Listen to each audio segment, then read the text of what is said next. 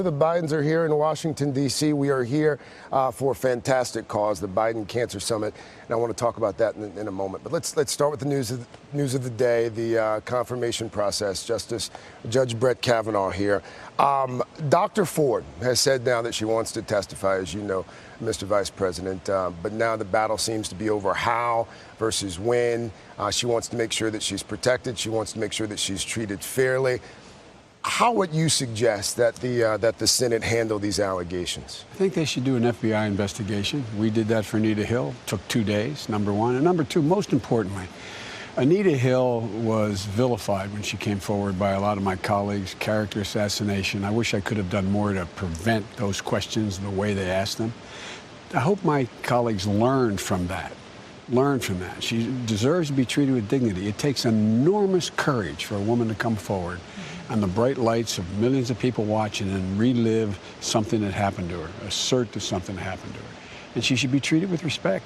You brought up Anita Hill. You were chairman of the Judiciary Committee back in 1991. You were roundly criticized for not doing more during that hearing.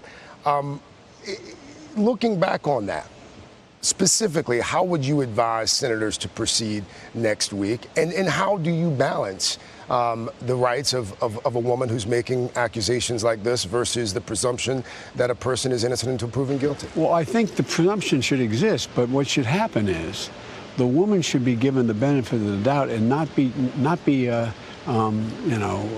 abused again by the system. My biggest regret was I didn't know how I could shut you off as you were a senator and you were attacking Anita Hill's character. Under the Senate rules, I can't gavel you down and say you can't ask that question, although I tried. And so what happened was she got victimized again during the process. And I believed her when she came forward. I encouraged her to come forward. We were in a position where we got the FBI to do an investigation. And I voted against Clarence Thomas. He only got 7 votes. He got 7 yes and 7 no's. It was a tie vote in the committee. But I hope that they understand what courage it takes for someone to come forward and relive what they believe happened to them and let them state it, but treat her with respect. Ask tough questions. Ask substantive questions. Where were you? What said? Who said what, etc. But don't go after not the character assassination. Well, it seems like you get it now versus back in 91. Well, I think I got it in 91. I don't think it, well, people have their own opinion. That's why I wrote the Violence Against Women Act. I wrote the Violence Against Women Act. And during this period. And the second reason, I insisted the next time out, 2 women come on the committee. 2 women. They didn't want to come on the committee. So I campaigned for Carol Moseley Brown on the condition that if she won, she'd come on the committee. It's important. It's important that people understand, and I think people do now, understand how hard it is to come forward. And I always say to men, they say, why is it so hard? How about if you've been abused? You see the movie Deliverance? How about if you were the guy strapped to the tree? Would you come forward? Would you want to relive that? I'm serious. I'm deadly earnest. Dr. Biden, let's just say hypothetically, come January, this fella sitting next to you, he comes to you, because we know he's been crisscrossing the country campaigning for a bunch of people.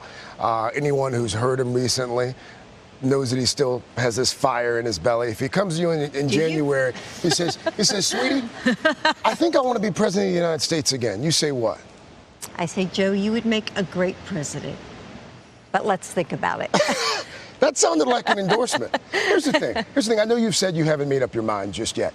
You sound like a man who wants to run. You sound like a guy who really wants to. Do you want? I desperately want to change the landscape, and there's more than one way to do it. I'm looking for someone to. There's a lot of really talented people we have out there. Kamala Harris, you got Cory Booker, you got the former mayor of Massachusetts. You got a lot of talented people, but we got to stop this degradation of the system that's going on. That's why I'm campaigning all over the country. I'm campaigning for candidates because we got to build a berm out there. We're going to win back the United States House of Representatives, I promise you, and I predict we'll win back the Senate too. Really? You said in 2016 that you regretted not doing it. If you don't run this time, will you regret it? No, what I said was I regret not being president, but it was the right decision. Look, no man or woman should go out and say, I'm running for president unless they can look you in the eye and say you have my whole heart, my whole soul, and all my emotion.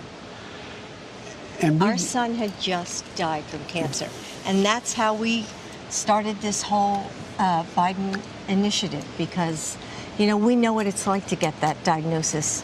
Craig, you know what it's like with your brother just getting that diagnosis. So we're trying to create the urgency of now with our summit, and to bring people together and break down barriers and give them information.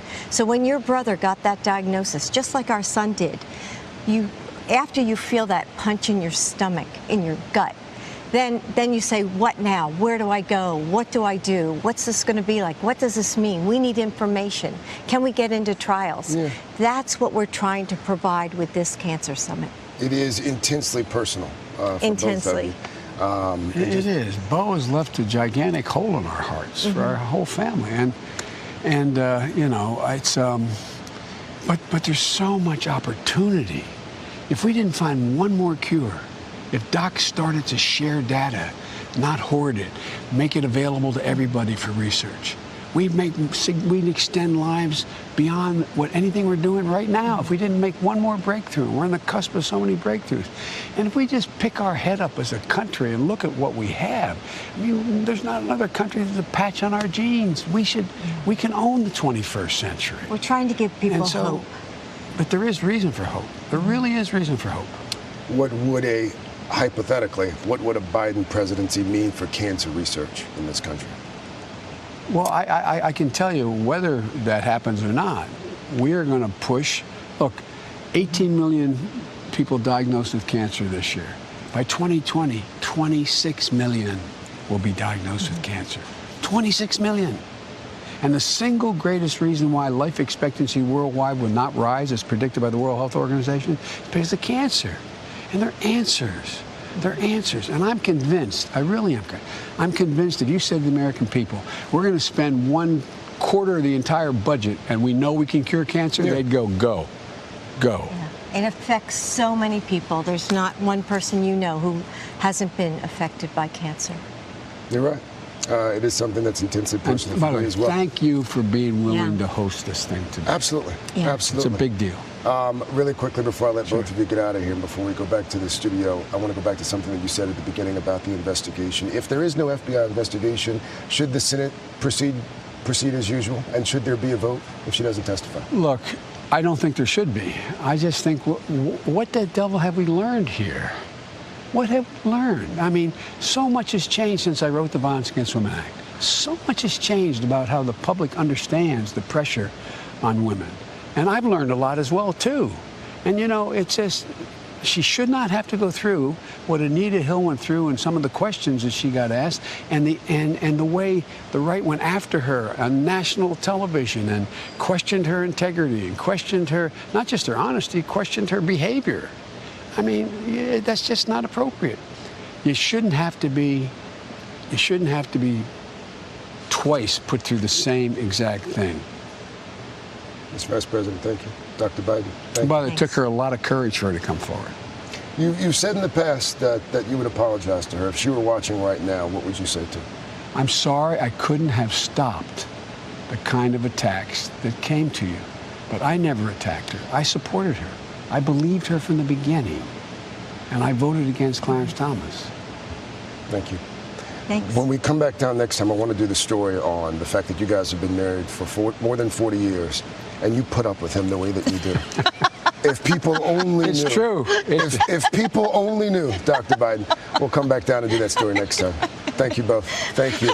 Hold on, Willie, we'll send it back up to you. All right, Craig, thank you. And a big thank you to the Bidens. There's a lot Fascinating. in there. A lot right? in there. Whether or not Joe Biden runs for president, what a legacy this is, this cancer moonshot for both him and for Dr. Biden. Yeah, it comes straight from the heart for Absolutely. those two.